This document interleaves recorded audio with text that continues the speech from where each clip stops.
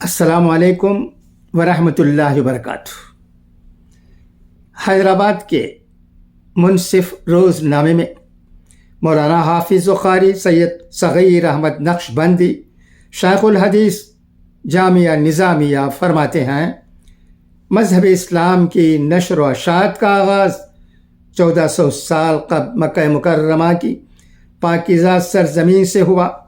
اس کی نورانی کرنیں سارے عالم میں پھیلتی چلی گئیں، جن پر تعلیمات اسلامی کی صداقت و حقانیت آشکار ہوئی۔ وہ اسلام کی بیش بہا نعمت سے مالا مال ہوتے رہے۔ بانی اسلام خاتم المرسلین محمد عربی صلی اللہ علیہ وسلم نے اپنی حیات طیبہ میں مکہ شریف و مدینہ شریف کو اسلام کے مراکز بنا دیا۔ آئے دن کثیر تعداد میں لوگ دامن اسلام میں داخل ہوتے گئے۔ دنیا کے شرق سے غرب تک اسلام پھیلتا گیا۔ کئی اسلامی سلطنتیں قائم ہوئیں، لیکن اسلامی سلطنت سے دنیا کی بڑی آبادی سرزمین ہند 5ویں صدی تک اسی نعمت عظمیٰ سے محروم تھی۔ تاریخ کی روشنی میں یہ بات واضح ہوتی ہے کہ پہلی صدی ہجری کے اواخر میں اشاعت اسلام کے قاتل چند مردان حق سرزمین ہند آ چکے تھے۔ مختلف علاقوں میں خاموش دین اسلام کی خدمت انجام دیتے رہے، لیکن یہاں کفر بت پرستی کا دورہ تھا۔ ہر طرف مشرق سے مغرب تک پتھروں، درختوں، جانوروں، چاند و سورج کی پوجا کی جاتی تھی۔ اذانوں کے بجائے دیولوں و بت خانوں میں گھنٹوں کی آوازیں بلند ہوتیں۔ سلطان الہند حضرت خواجہ معین الدین چشتی کی تشریف آوری سے پہلے ہندوستان کے اکثر لوگ شریعت مطہرہ کے احکام سے بے خبر، خدا وحدہ لا شریک اور محمد عربی صلی اللہ علیہ وسلم سے ناواقف تھے۔ اس وقت پرتھوی راج ہندوستان کا راجا تھا، اس کا پایہ تخت اجمیر تھا۔ یہ بہت بڑی مضبوط اور مستحکم سلطنت یہ غیر مسلم راجا کے زیر اثر تھی۔ چونکہ ہند کے متعدد راجاؤں اور راجپوتوں کے اتحاد نے اسے ایک بہت بڑا ملک بنا دیا تھا۔ اہل اسلام کے لیے ہندوستان کو فتح کرنا آسان نہ تھا۔ سلطان محمود غزنوی کے متواتر حملوں نے اسلام کی عسکری قوت کا رعب تو قائم کر دیا تھا، لیکن کامیابی حاصل نہ ہو سکی۔ رب کریم کی چاہت تھی کہ سرزمین ہند میں اسلام کی صدائیں بلند ہوں، تو اپنے نیک بندے حضرت خواجہ معین الدین کا انتخاب فرمایا۔ آپ 14 رجب المرجب سن 537 ہجری دوشنبے کے روز صبح صادق کے وقت سجس میں تولد ہوئے۔ حضرت خواجہ علیہ الرحمٰ نے کتاب انیس الارواح میں اپنی بیعت کا حال خود ان الفاظ میں قلب بند کروایا۔ مسلمانوں کے دعا گو فقیر معین الدین حسن سجزی کو شہر بغداد کی مسجد حضرت خواجہ جنید بغدادی میں قطب عالم حضرت شیخ عثمان ہارونی رحمۃ اللہ علیہ کی قدم بوسی نصیب ہوئی۔ اس وقت مشائخ، عظام و صوفیاء کرام بھی حاضر تھے۔ حضرت نے میری طرف توجہ فرمائی اور ارشاد فرمایا کہ 2 رکعت نفل ادا کرو۔ میں نے فوراً حکم کی تعمیل کی، پھر فرمایا قبلہ رخ ہو کر بیٹھ جاؤ۔ میں نہایت ادب سے قبلہ رخ ہو کر بیٹھ گیا۔ پھر ارشاد شیخ ہوا سورہ بقرہ کی تلاوت کا۔ میں نے بڑے ہی اہتمام کے ساتھ سورہ بقرہ پڑھی۔ تب فرمایا 21 مرتبہ کلمہ سبحان اللہ کا ورد کرو۔ میں نے اس کی بھی تعمیل کی۔ ان امور کی ادائیگی کے بعد حضرت قبلہ نے ایک خاص وضع کی ترکی ٹوپی میرے سر پر رکھ دی، اپنی خاص کملی مجھے اڑائی اور فرمایا بیٹھ جاؤ۔ میں فوراً بیٹھ گیا۔ پھر فرمایا 1000 مرتبہ سورہ اخلاص پڑھ لو۔ میں نے سورہ اخلاص کو 1000 مرتبہ پڑھ لیا۔ قرض کے دیگر اور وظائف پڑھنے کی تلقین فرمائی۔ خواجہ اجمیری رحمۃ اللہ علیہ چند سالوں تک اپنے پیر و مرشد کی خدمت میں رہے۔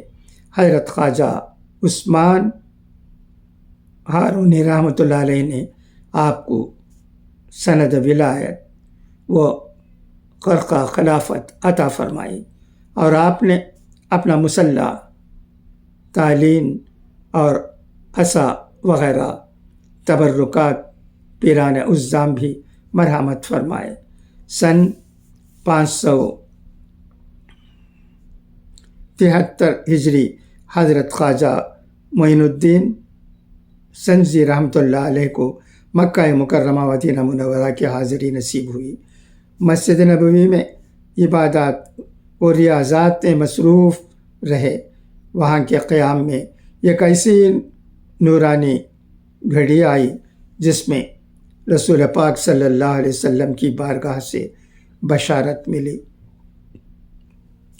سیر الاقلاب میں ہے، روز رسول سے مژدہ ملا کر اے معین الدین، تم میرے دین کے معین مددگار ہو۔ میں نے تمہیں ہندوستان کی ولایت عطا کی، وہاں کفر و ظلمت پھیلی ہوئی ہے، تم اجمیر جاؤ، تمہارے وجود سے کفر و ظلمت دور ہوگی اور اسلام رونق پذیر ہوگا۔ سیر الاقطاب۔ اس بشارت عظمیٰ سے حضرت غریب نواز پر وجدانی کیفیت طاری ہو گئی۔ مسرت و شادمانی کی انتہا نہ رہی۔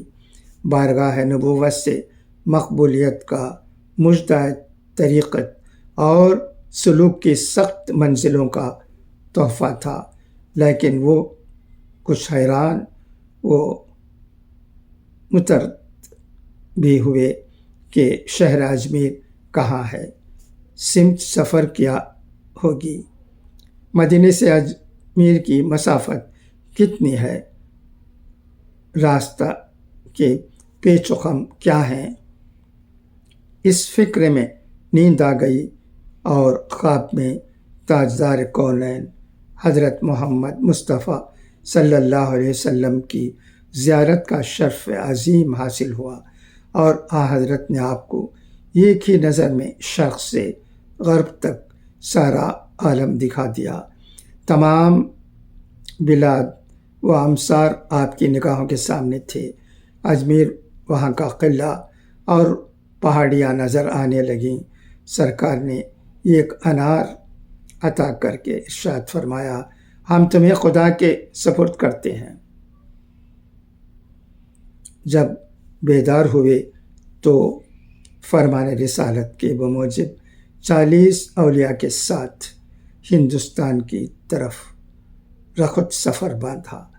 یہ خواب رب کریم کی جانب سے بشارت الہی ہے، چنانچہ باری تعالیٰ کا فرمان ہے، اولیاء اللہ کے لیے دنیاوی زندگی اور اخروی زندگی میں خوشخبری ہے۔ حضرت ابو الدرداء رضی اللہ تعالیٰ عنہ فرماتے ہیں کہ میں اس آیت شریفہ کے متعلق رسول اعظم صلی اللہ علیہ وسلم سے سوال کیا تو آپ نے ارشاد فرمایا، دنیا کی زندگی میں بشارت وہ سچے خواب ہیں جو خود مومن دیکھتا ہے یا مومن کو وہ خواب دکھایا جاتا ہے۔ ترمذی۔ حضرت خواجہ معین الدین چشتی کی سیرت کے مطالعے سے پتہ چلتا ہے کہ آپ اشاعت دین کا فریضہ انجام دینے سے قبل اتباع رسول و اطاعت میں کئی مہینے چلہ کشی کرتے۔ بخاری شریف میں ہے، اعلان نبوت سے قبل نبی اکرم صلی اللہ علیہ وسلم غار حرا تشریف لے جاتے، وہاں کئی دن عبادت و ریاضت میں مصروف رہتے۔ حضرت خدیجۃ الکبریٰ رضی اللہ تعالیٰ عنہ آپ کے لیے توشہ تیار کر کے دیتی۔ حضرت عائشہ فرماتی ہیں کہ سب سے پہلے جو وحی کی ابتدا ہوئی وہ نیند میں سچے خواب تھے۔ آپ جو بھی خواب دیکھتے تھے اس کی تعبیر روشن صبح کی مثل آ جاتی تھی۔ پھر آپ کے دل میں تنہائی کی محبت ڈال دی گئی تو آپ غار حرا میں کئی راتوں عبادت کرتے تھے۔ بخاری حدیث شریف میں ہے کہ مومن کا خواب نبوت کا 46واں حصہ ہوتا ہے۔ غریب نواز حکم نبوی کی تعمیل میں مدینہ شریف سے بغداد تشریف لائے، وہاں وقت کے مردان خدا مشائخ عظام کی صحبت اختیار کی۔ 572 میں ہجری میں پھر ملک ہندوستان کی طرف سفر کا ارادہ کیا۔ بخارا، اصفہان، بلخ، سمرقند سے ہوتے ہوئے لاہور پہنچے۔ اپنے مرشد کے حکم سے رشد ہدایت کا فریضہ انجام دیا۔ ہزارہ اہل اسلام کو راہ راست پر گامزن کیا اور کئی غیر مسلموں کو دامن اسلام میں داخل کیا۔ لاہور میں حضرت ابو الحسن علی بن عثمان حجویری علیہ الرحمہ کے مزار پر حاضری دی، کئی دنوں تک چلہ کیا اور روحانی فیض سے مالا مال ہوئے۔ اولیاء کرام اللہ کے نیک و صالح بندے ہوتے ہیں۔ زیارت قبور شریف میں جائز ہے، جیسا کہ فرمان رسول صلی اللہ علیہ وسلم ہے۔ قال النبی صلی اللہ علیہ وسلم، اے مومنو، میں نے تم کو زیارت قبور سے منع کیا تھا تو تم قبور کی زیارت کرو۔ خواجہ غریب نواز لاہور سے ہوتے ہوئے دہلی تشریف لائے۔ آپ یہاں رشد و ہدایت اشاعت دین کی خاطر آئے۔ اس سرزمین میں تبلیغ دین کا کام آسان نہ تھا۔ سب سے پہلے زبان کی دشواریاں، قیام الطعام کا مسئلہ، ہر قسم کے ناموافق حالات تھے، بلکہ یہ ایک بہت بڑا جہاد تھا۔ رسول پاک صلی اللہ علیہ وسلم نے ایک جہاد کے سفر سے واپسی میں اپنے صحابہ سے ارشاد فرمایا، ہم چھوٹے جہاد سے بڑے جہاد کی طرف لوٹ رہے ہیں۔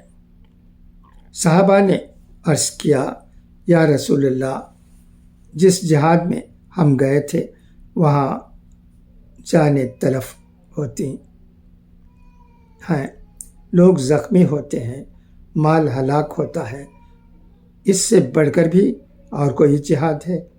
تو آپ نے ارشاد فرمایا، ہاں ہے، وہ جہاد نفس ہے۔ یہ روحانی مجاہد اعظم نے ہند میں وہ کارنامے انجام دیے جو فولادی تلواریں انجام نہیں دے سکیں۔ فولادی تلواریں تو گردنیں کاٹتی ہیں، لیکن ان کی روحانی مقناطیسی تلوار یعنی زبان، فیض ترجمان سے نکلنے والے جملے سیدھے کافروں کے دل میں اترتے اور انہیں ایمان کی لازوال دولت سے مالا مال کر دیتے۔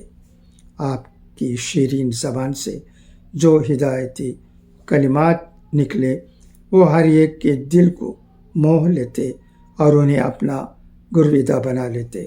وہ خود کہتا کہ ہمیں اپنے اسلام میں داخل کر لو۔ شاعر مشرق علامہ اقبال رحمۃ اللہ علیہ نے کیا خوب کہا، دل سے جو بات نکلتی ہے اثر رکھتی ہے، پر نہیں طاقت پرواز مگر رکھتی ہے۔ اس طرح لوگ جوق در جوق دائرہ اسلام میں داخل ہوتے چلے گئے۔ خواجہ ہند الولی کے استقلال، اخلاص، توکل، جرت، ایمانی، اولو العزمی، عالی ہمتی کا نتیجہ تھا کہ دارالکفر دارالاسلام بن گیا۔ حضرت خواجہ غریب نواز رحمۃ اللہ علیہ نے دہلی سے اجمیر کے سفر کا ارادہ فرمایا۔ اسے روحانی رشد و ہدایت کا مرکز بنانے کی خاطر اجمیر شریف تشریف لائے اور وہیں پر ساری زندگی گزاری۔ جب حضرت خواجہ غریب نواز کا نورانی قافلہ اجمیر پہنچا تو آپ رحمۃ اللہ علیہ نے شہر سے باہر ایک سادہ دار مقام پر قیام پذیر ہونا چاہا۔ راجا کے ملازمین نے روکتے ہوئے کہا، آپ یہاں قیام نہیں کر سکتے، اس لیے کہ یہاں ہمارے راجا کے اونٹ بیٹھتے ہیں۔ حضرت کو ناگوار گزرا، فرمایا، میں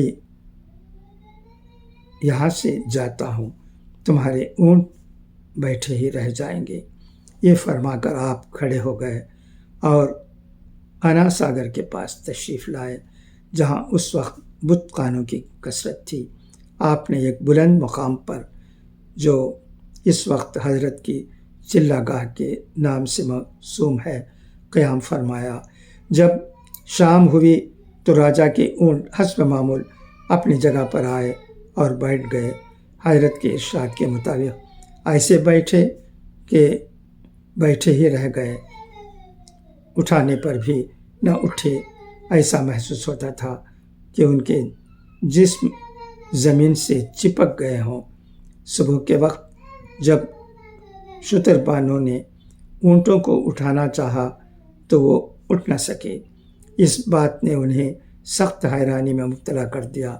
انہوں نے مشورہ کیا اور اس بات پر اتفاق کیا کہ کل ہم نے جس فقیر کو یہاں ٹہلنے نہ دیا اس کی بد دعا لگ گئی ہے۔ پھر وہ سب کے سب حضور کی خدمت میں آئے اور معذرت خواہ ہوئے۔ حضرت نے ازراہ شفقت ارشاد فرمایا، جاؤ، بارگاہ الہی سے تمہارے اونٹوں کے اٹھنے کا حکم ہو چکا ہے۔ جب یہ شتربان اونٹوں کو گلے میں پہنچے، یہ حیرت انگیز منظر دیکھ کر ششدر رہ گئے کہ سارے اونٹ اسکت اٹھ گئے ہیں۔ اس واقعے کی شہرت شہر اجمیر و اس کے اطراف پہنچی تو کئی ہزار غیر مسلم آپ کے دست پر اسلام قبول کیے اور کچھ غیر مسلم حضرات میں اضطراب پیدا ہو گیا۔ اس درویش کا مل کے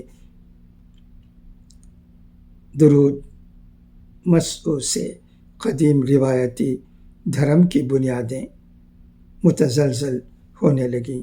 ایک جماعت راجا پرتھوی راج کے پاس آئی اور کہا، یہ اجنبی شخص جو ہمارے شہر کے مندروں کے پاس سکونت اختیار کیا ہوا ہے، اس مقام پر اس کا قیام کرنا مناسب نہیں، کیونکہ وہ ہمارے دھرم سے جداگانہ دین رکھتا ہے۔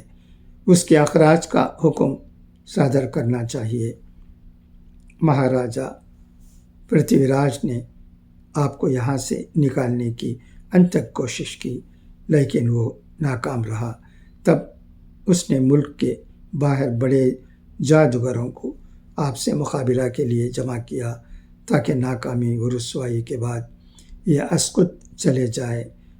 مقابلے کے لیے سارے جادوگر اکٹھے ہوئے، جس میں سب سے بڑا جادوگر جوگی جے پال تھا۔ اس کو اپنے جادو پر انتہائی ناز و گھمنڈ تھا۔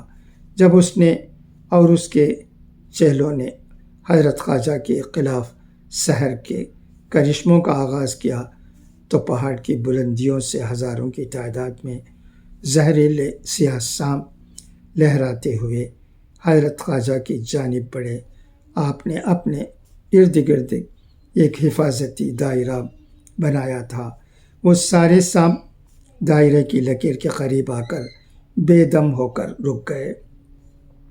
جے پال کا یہ سحر ناکام ہوا تو اس نے اپنے فن کے زور سے آگ کی بارش برسانی شروع کی، جس کی وجہ سے کچھ درخت جل کر راکھ ہو گئے، لیکن دائرہ حصار میں جتنے آپ کے معتقدین تھے وہ تمام آپ کے ساتھ اس آگ کے شعلوں سے بالکل محفوظ رہے۔ جب آتش شہر سے حضرت خواجہ اور ان کے ساتھیوں کو کچھ نقصان نہیں پہنچا تو اس نے خود اوپر کی طرف اڑتے ہوئے آپ کو نقصان پہنچانا چاہا۔ جس وقت وہ فضا میں پرواز کر رہا تھا، اس کے اس عمل کو دیکھ کر لوگ دنگ تھے، تو خواجہ ہند الولی نے اپنے نائلین کو حکم دیا کہ جاؤ مغرور جے پال کو نیچے اتار لاؤ۔ یہ فرمان سنتے ہی نائلین پرندوں کی طرح فضا میں اڑتے ہوئے جادوگر جے پال کے سر پر مارتے ہوئے خواجہ کے پاس لے آئے۔ جے پال نے غریب نواز کی حقانیت کو دیکھ کر فوراً عرض کرنے لگا، مجھے بھی دامن اسلام میں داخل کر لیجیے۔ اس کے ساتھ اس کے کئی ہزار شاگردوں نے اسلام قبول کر لیا۔ تاریخ گواہ ہے کہ آپ رحمۃ اللہ علیہ کی دست مبارک پر تقریباً 90 لاکھ لوگ مشرف بہ اسلام ہوئے۔ ہندوستان کے مسلمانوں پر آپ کے بڑے احسانات ہیں جنہیں کبھی بھلایا نہیں جا سکتا۔ آپ 6 رجب 632 ہجری اس دار فانی کو چھوڑ کر دار باقی کی طرف انتقال کر گئے۔ اللہ آپ کے درجات میں بلندی عطا فرمائے۔